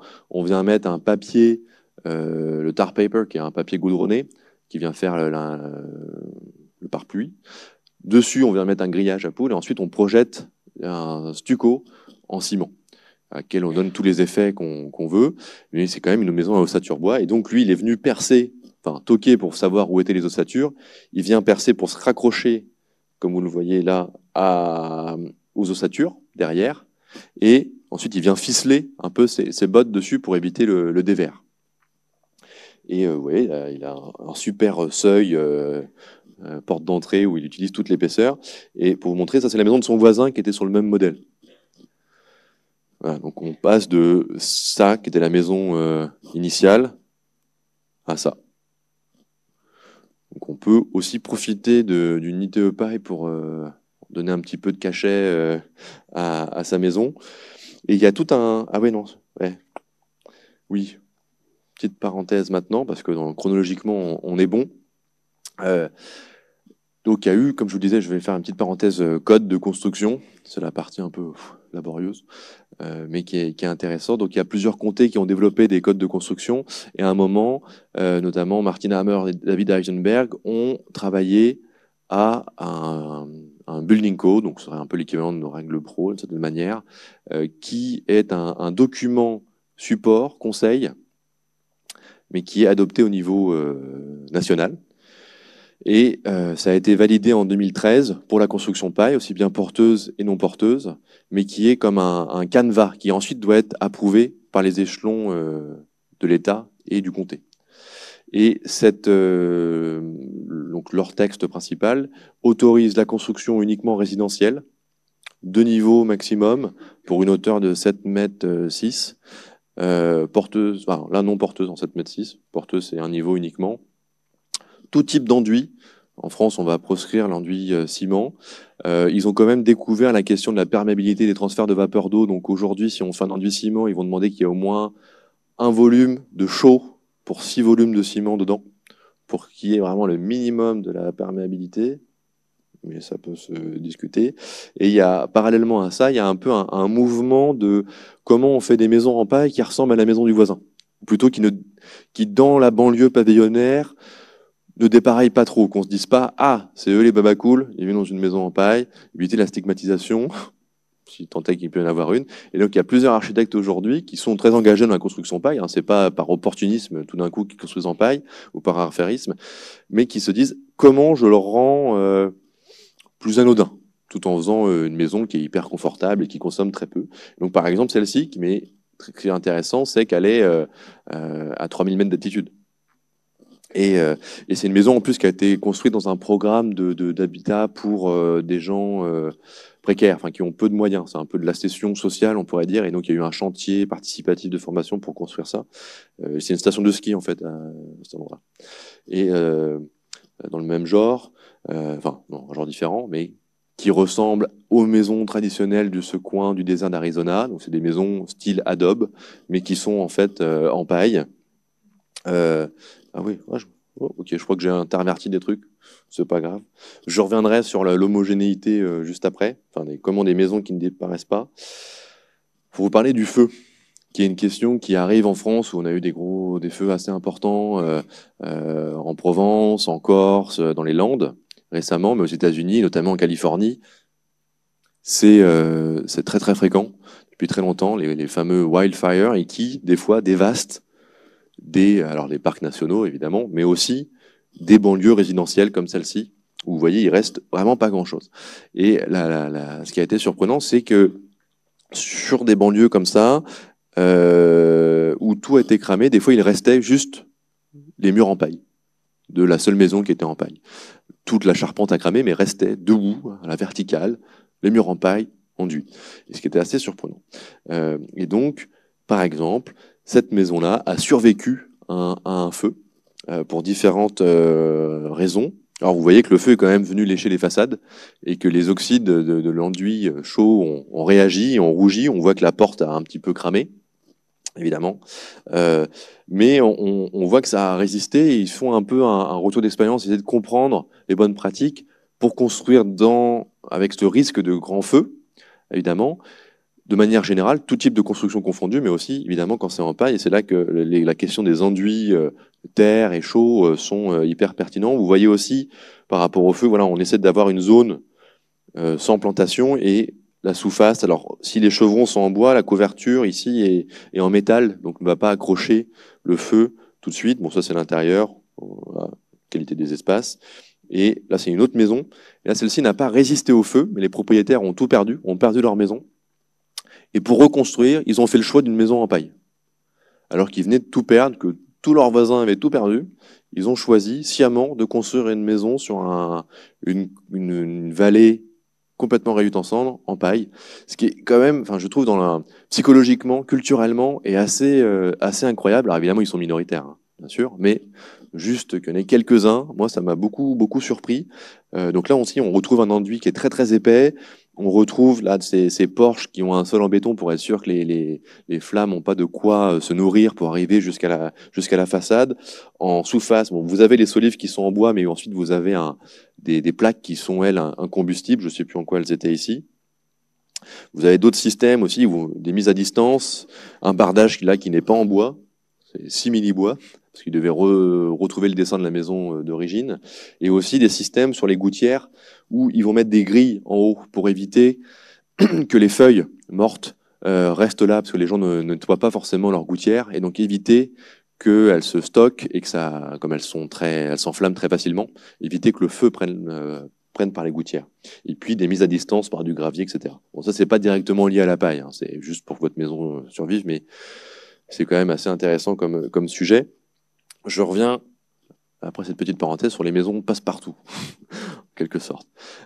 Et celle-ci, elle est aussi dans les montagnes du Colorado, et vous voyez qu'elles ont été construites par Habitat for Humanity, donc qui essaie de loger les gens qui n'ont pas les moyens de se loger, parce que là, en l'occurrence, c'est une ville qui est très, comme il y a les montagnes pas loin, le prix de l'immobilier a beaucoup augmenté, et donc les gens, les locaux, qui n'ont pas forcément n'arrivent pas forcément à se loger. Et donc Habitat for Humanity, qui a construit pas mal de maisons en paille, a construit cette maison.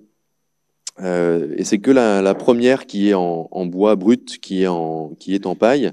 Et comme c'était un chantier participatif avec des volontaires qui n'avaient pas de compétences, l'architecte et constructeur a inventé ou a essayé d'optimiser le système constructif.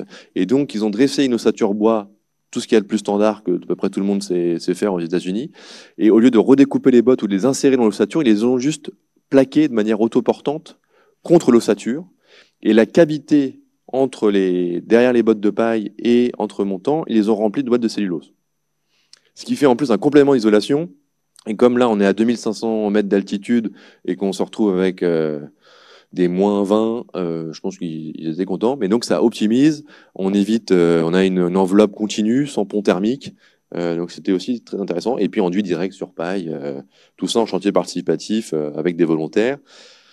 Une autre maison passe-partout du côté de San Francisco.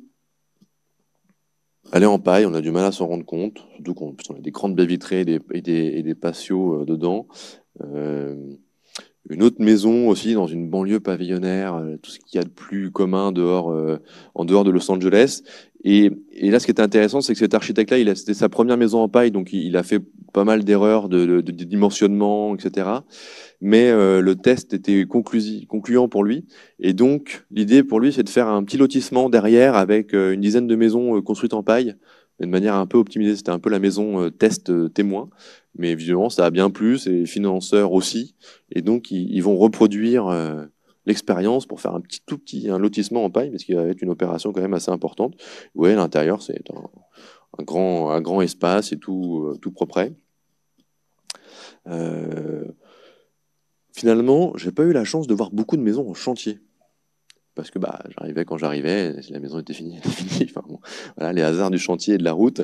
Et celle-ci a été aussi construite sur une parcelle qui était ravagée par les flammes. Ils ont aussi choisi de construire en paille, mais c'était un peu une première pour tout le monde. J'ai l'impression sur cette maison, parce que je pense que 9 bottes sur 10 ont dû être retaillées et redimensionnées parce que les ossatures c'était un peu n'importe quoi. Mais il y a quand même un enjeu en Californie très important qui est le sismique. Il y a des règles sismiques qui sont vraiment très très importantes. Et vous voyez ici ces éléments-là, c'est des shear walls, donc c'est des sortes c'est entre le contreplaqué et le lamellé collé, je veux faire simple, qui vont être des panneaux, des parois de contreventement.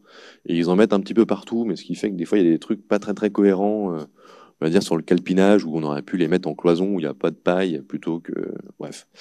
Et vous voyez sur la photo d'à côté aussi comment ils font les retours d'enduit en tableau, et donc ils vont mettre tout simplement un bout de grillage, une membrane qu'ils vont fixer sur le bois, et ils vont retourner l'enduit. Une chose qui m'a beaucoup étonné aux États-Unis, où on pense que c'est le pays de la préfabrication, ils ne préfabriquent pas en paille. Ils en parlent depuis 30 ans. En France, la majorité des charpentiers font de la préfa aujourd'hui. Aux États-Unis, ils en parlent. Il y a eu quelques petites expériences, mais il n'y a pas vraiment eu d'entreprise pérenne qui a développé ça. Ce qui fait que j'étais très surpris. Tous connaissent une entreprise qui s'appelle EcoCocon, qui est une entreprise européenne qui fabrique en Slovénie, je sais plus, dans un pays de l'Est. Et donc, l'un d'entre eux était tellement content qu'il a commandé des panneaux EcoCocon, donc qui ont été, depuis le pays, envoyés jusqu'à la Méditerranée, chargés sur un porte-container, jusqu'au golfe du Mexique. Ils ont été débarqués à, mettons, Corpus Christi au Texas, mis sur un train qui est allé jusqu'à la baie de San Francisco, là, sur un camion, pour arriver jusqu'à Palo Alto, qui est la ville où il y a le siège de Tesla, par exemple. C'est que les trucs high-tech, il y a Stanford de l'autre côté de la rue. Bon, à la limite, ça peut être chouette d'avoir une maison en paille en face de gens aussi, voilà, de leaders de Stanford. Peut-être qu'ensuite, ils vont faire des grands programmes nationaux en paille. Mais j'étais quand même assez très, très surpris de voir ça et je comprenais pas du tout la logique. Alors, visiblement, ils avaient fait des calculs carbone. En fait, c'était quand même rentable de faire ça. Oui, peut-être, mais bon, il n'y a pas que le carbone dans la vie. Après, il y a un peu là ouais, enfin, pourquoi tu construis en paille, quoi? Fais autre chose. Mais ce qui est quand même très surprenant, c'est que la préfabrication, elle ne prend pas. Pour quelle raison?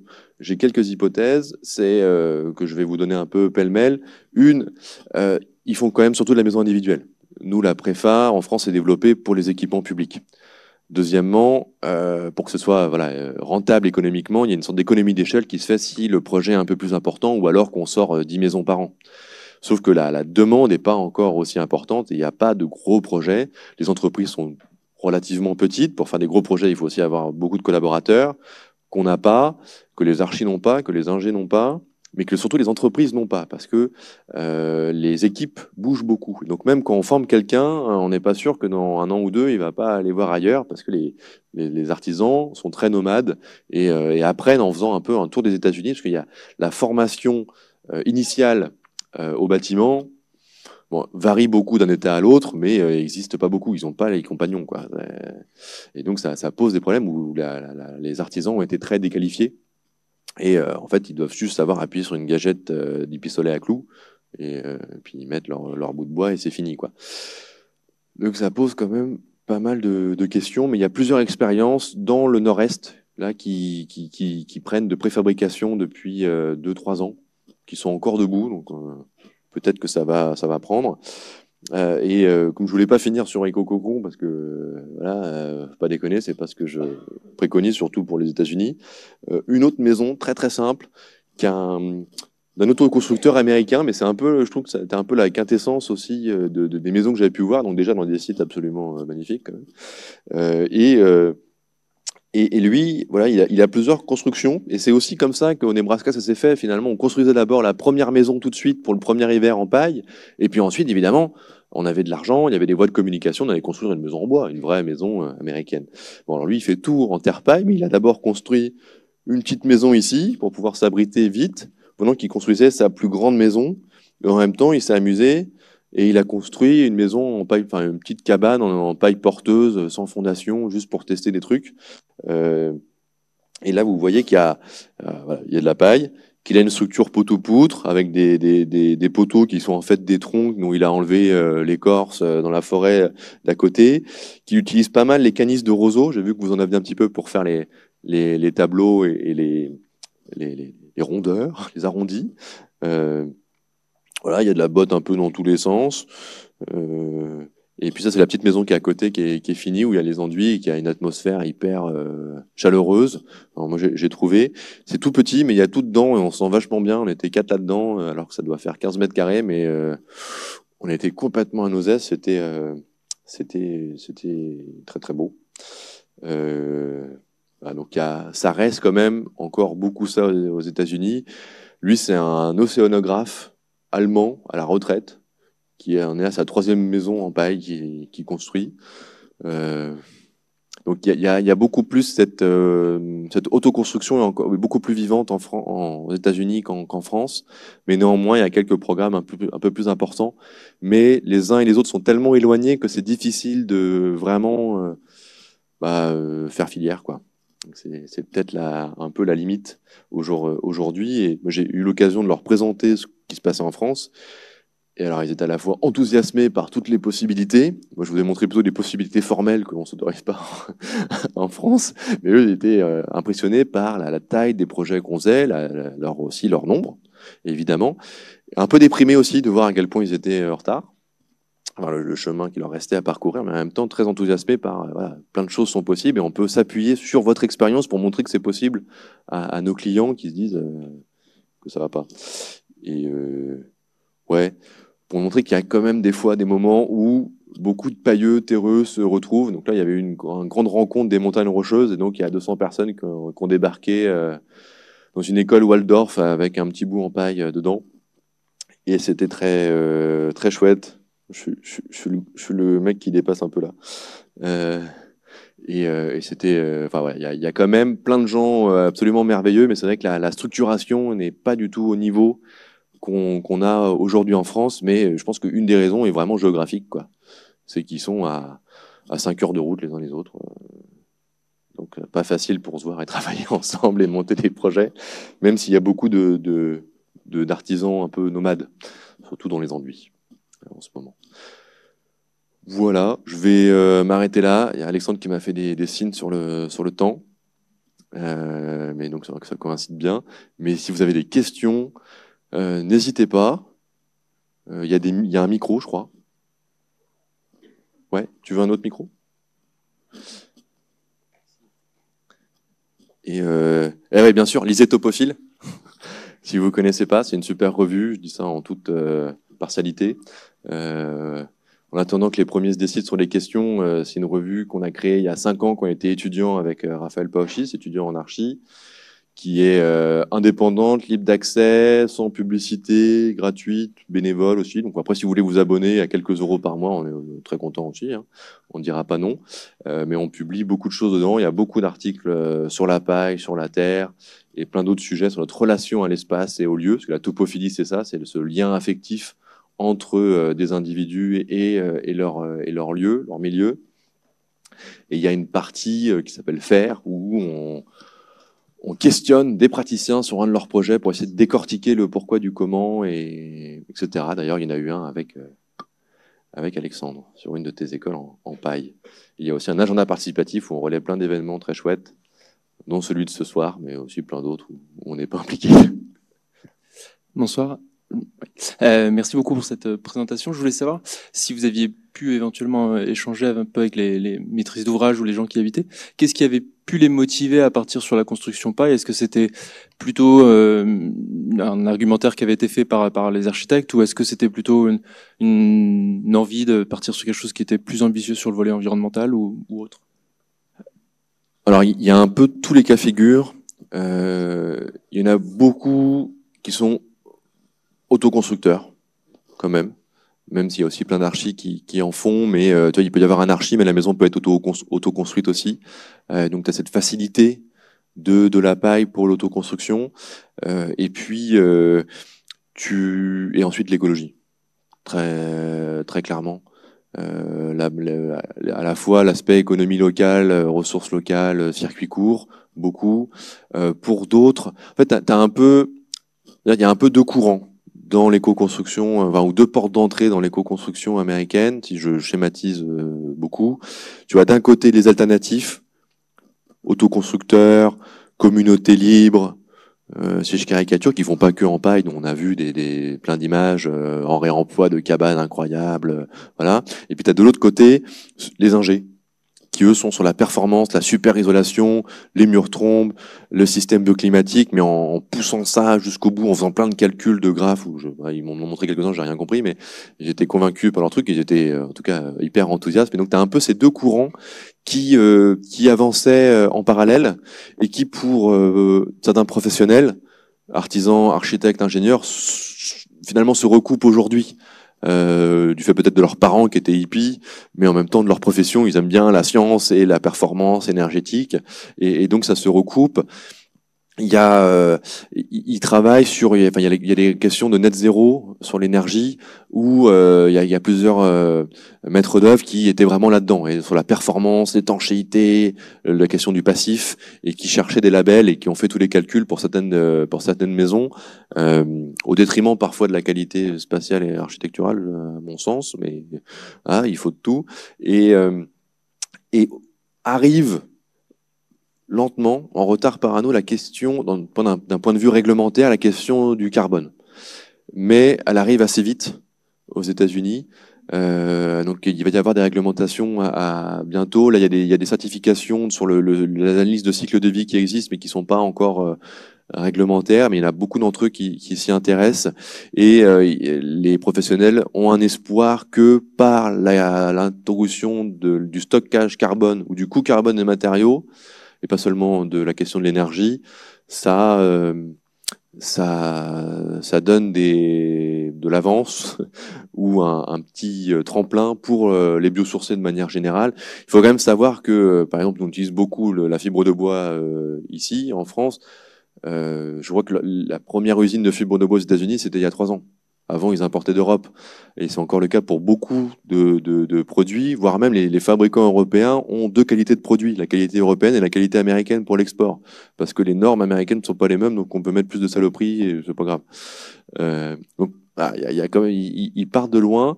Il y a quand même une chose intéressante là-dessus aussi, c'est qu'il y a Chris Magwood, qui est un Canadien, mais qui est un des deux. Il y a deux Canadiens anglophones importants, Chris Magwood et John Straub. Et Chris Magwood, il a beaucoup travaillé sur la préfabrication et aussi sur la physique du bâtiment, building science, qui est relativement aussi nouveau aux États-Unis, donc qui se forme sur le tas. Parfois, c'est des artisans qui se forment là-dessus. Et Chris Magwood a été là embauché par le Rocky Mountain Institute, qui a été créé par Anthony Lovins, qui a inspiré Negawatt en France. Sauf que c'est 300 salariés et chercheurs. Maintenant, c'est un gros truc. Donc, ils ont un poids, ils ont des moyens, et lui est devenu un de leurs directeurs sur la question du bâtiment et de la performance environnementale des bâtiments. Donc, là, on va dire, il y a des moyens. Donc, peut-être qu'il va y avoir un coup d'accélérateur grâce à lui et et aux moyens du Rocky Mountain Institute pour la prochaine étape, parce qu'aujourd'hui, d'un point de vue réglementaire, donc c'est le International Residential Code, donc l'IRC, qui encadre la paille, donc uniquement pour la résidence. Et ils aimeraient bien le passer dans l'IBC, l'International Building Code, pour pouvoir justement encadrer des trucs qui sont pas juste des résidences, mais ça demande un peu de boulot.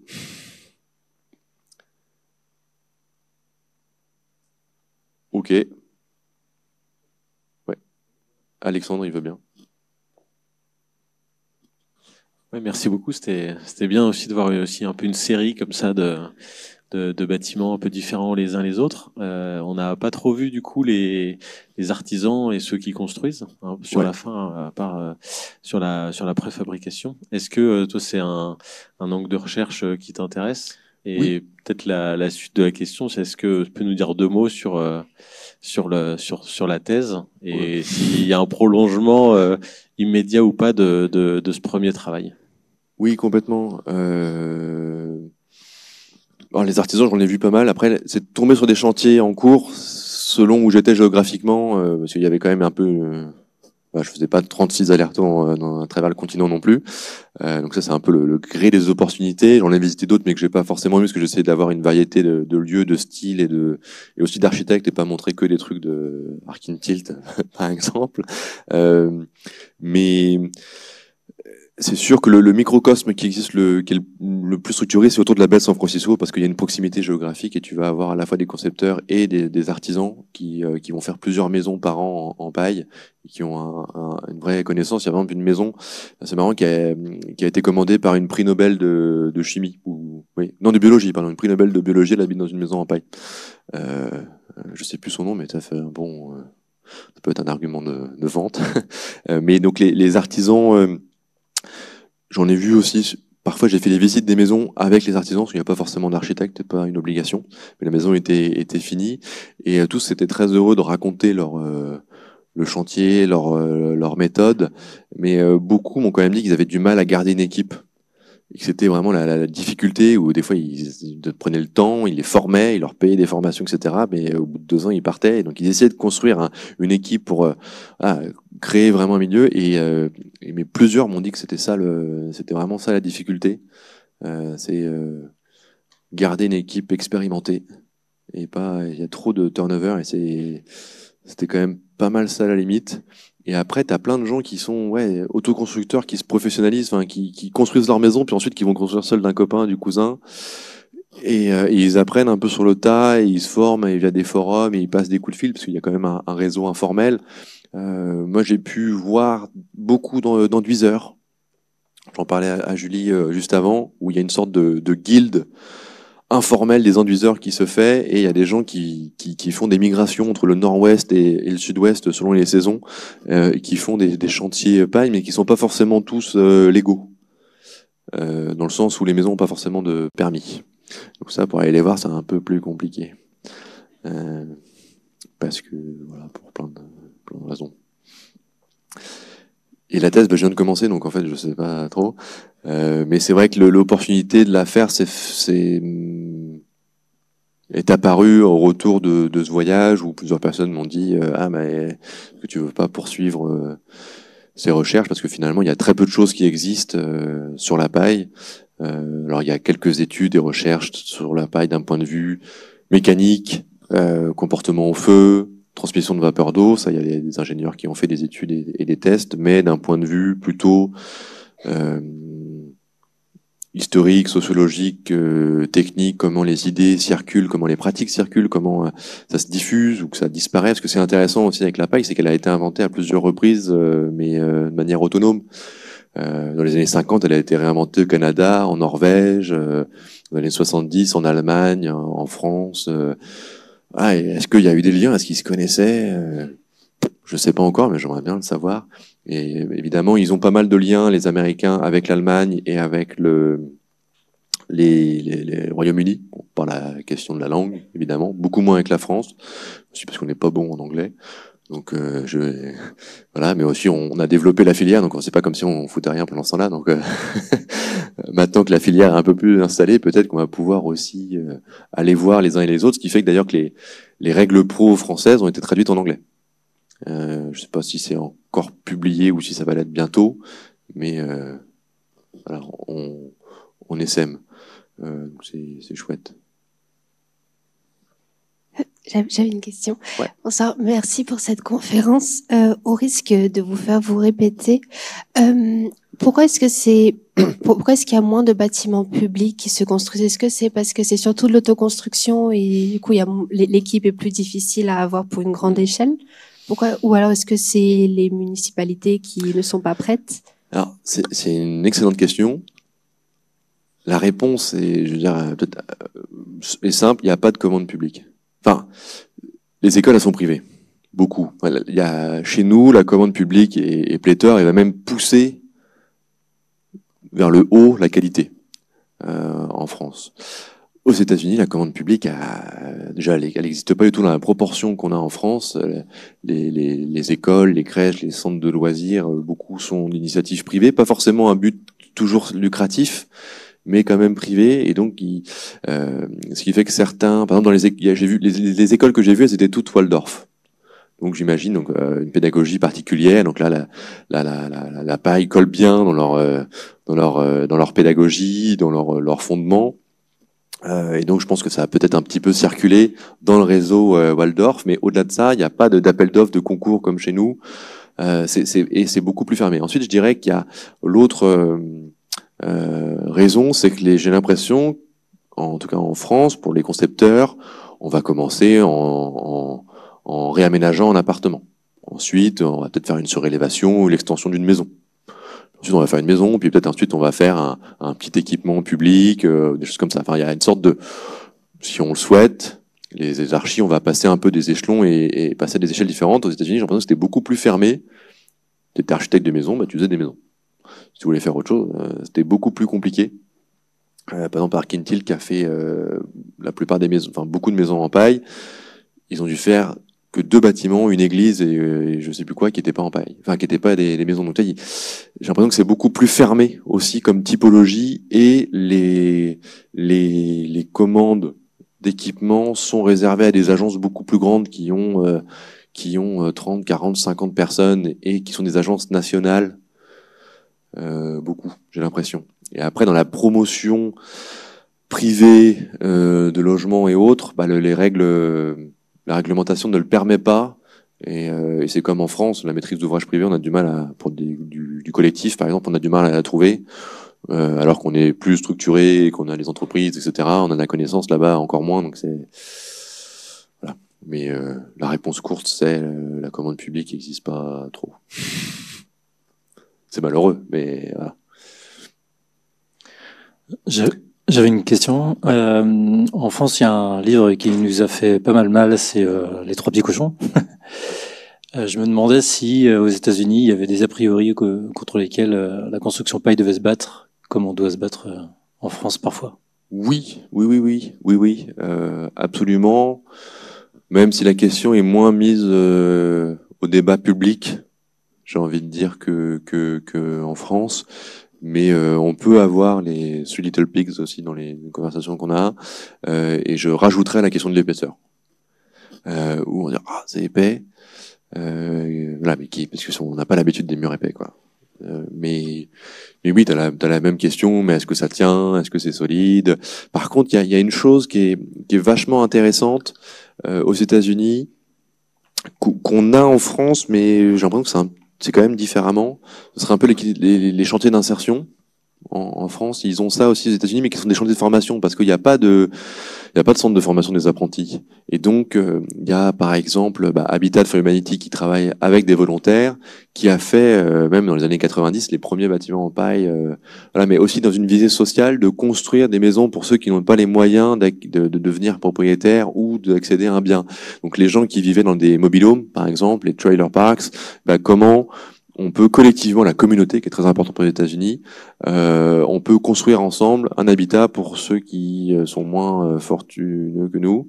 Et la paille là-dessus a été très prisée et a été la porte d'entrée pour beaucoup de gens. Et c'est aussi beaucoup comme ça dans les années 90 qu'elle s'est diffusée à l'occasion de ces chantiers participatifs, mais j'ai envie de dire communautaires.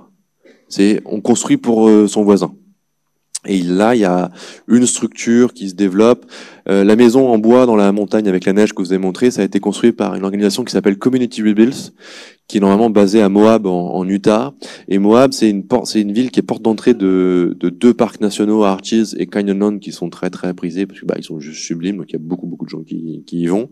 Et donc le prix de l'immobilier a grimpé énormément, mais tu as aussi plein de gens qui travaillent pour l'industrie touristique qui peuvent pas se loger.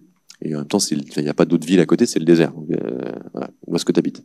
Et donc, il y a des trailer parks qui ont été développés, mais il y a aussi Community Rebuilds qui a développé un projet, mais qui n'est pas que sur la paille, de fournir un habitat pas cher, accessible à une population qui ne peut pas se loger décemment, et en proposant une assistance technique. Enfin, ce que tu mets pas en argent, tu le mets en sueur, en temps, et en même temps, ils font des chantiers écoles sur plusieurs mois avec des sortes de formations longues pour des volontaires qui viennent d'un peu partout. J'ai même rencontré des gens qui venaient de Tunisie, qui étaient là pour apprendre la terre et la paille. Très surpris, mais bon, sait-on jamais. Il y a quelqu'un qui m'a à un moment apostrophé en français. J'avais pu parler français. Et cette organisation-là, à Moab, a fait un travail social et citoyen, communautaire tellement important que celle qui l'a créée est devenue la maire de la ville. Et elle a fait un mandat et là, elle a créé maintenant un lycée pour autistes parce qu'un de ses enfants est autiste et qu'il n'y avait pas de structure, donc elle l'a créé. Enfin, il y a quelques personnalités comme ça très assez extraordinaires qui lancent des choses. Et cette organisation a un peu des équivalents dans les réserves amérindiennes, où il y a aussi ce gros problème de l'accès à un logement sain, décent, et il y a eu aussi des programmes via des ONG comme la Red Feather Foundation pour des programmes de construction en paille dans les réserves amérindiennes et en formant les habitants. Mais voilà, ça tient beaucoup aussi à quelques personnalités qui portent ça. Il y a aussi des questions de néocolonialisme qui se lisent dans l'histoire et donc c'est parfois compliqué comme projet à mener. Ouais, une question. Est-ce que tu as pu aller dans les écoles et voir la présence de la paille ou pas dans les écoles d'architecture? J'ai envie de dire relativement absente. Les gens que j'ai rencontrés, à part un ou deux qui avaient enseigné à un moment un workshop, enfin tu vois vraiment par la toute petite porte de manière très très temporaire à l'école d'archi de Berkeley, il n'y a pas eu beaucoup de contacts avec les écoles. Parmi les plus jeunes que j'ai rencontrés, 3 d'entre eux avaient fait Rural Studio, que je pense que vous connaissez, où ils sont construits en paille. Donc à part celle-ci, et les expériences dont je parlais dans les réserves amérindiennes ont été aussi parfois menées dans des studios de design build, de l'université de l'Utah notamment, mais qui tenaient aussi à une personne, à un prof qui ensuite allait peut-être aller faire autre chose de sa vie, et donc c'est pas resté après leur départ. Parce que j'en ai contacté plusieurs qui avaient fait des design build. Et tous m'ont un peu claqué la porte au nez, là, pour le coup. Parce que bon, ils étaient passés à autre chose, ils étaient plus dans les réseaux. Et puis, difficulté d'accès dans les réserves. Tu te prends pas comme ça. Enfin, c'est touchy comme sujet, quand même. Et après, par contre, non, j'ai pu faire des présentations, à Tucson, où il y avait, toute une promo qui était venue m'écouter, de l'école d'archi. Et à New York aussi, à Columbia University, et à Parsons School of Design, qui est, une des plus vieilles écoles de design, mais qui est un département archi de New York, où là, ils ont un labo qui s'intéresse à la question des matériaux sains. Et donc, par là, ils s'intéressent au bio et géosourcé, aux matériaux naturels, parce que dégageant moins de COV et tout. Donc là, je leur ai parlé un peu de paille. Ils s'intéressent plutôt au béton de chanvre, mais en même temps, ils ont fait, tu vois, une petite maison de 15 mètres carrés au sol. C'est ça, le béton de chanvre aux États-Unis. Donc, ouais, ils sont quand même très... Il y avait un petit problème sur le chanvre, c'est que la culture du chanvre était illégale jusqu'à récemment dans la plupart des États, donc ils pouvaient pas développer une filière. Donc là, je leur ai dit non, faites pas du chaux chanvre. Je leur ai dit faites du terre chanvre, c'est beaucoup plus intéressant. Surtout qu'ils ont pas de chaux localement, donc voilà, à un moment faut faire des trucs qu'on sait faire. Et qu'il y a un appendix terre paille qui a été fait en même temps que celui sur la paille. Donc il y a déjà une petite base qui existe. Donc qu'ils auraient tout intérêt à l'utiliser. Non, j'ai plutôt vu dans mes recherches des petits labos dans les universités qui s'intéressent à la Terre et à la Terre imprimante 3D. Voilà, bon ça m'intéressait moins, donc j'avoue que j'y suis pas allé. Voilà, puis à un moment, fallait faire des choix, j'avais que 3 mois et le visa, tu pouvais pas rigoler avec, donc voilà.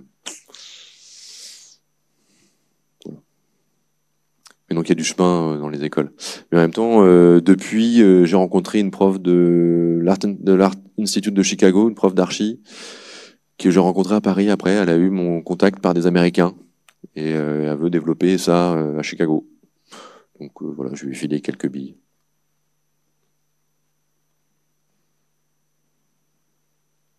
Ok. Bon, s'il n'y a plus de questions, on va aller trinquer ou on va aller voir la maquette des futurs pro-pailleux. Vous avez l'examen demain matin, j'imagine? Ouais, le format n'a pas changé, c'était pareil pour moi.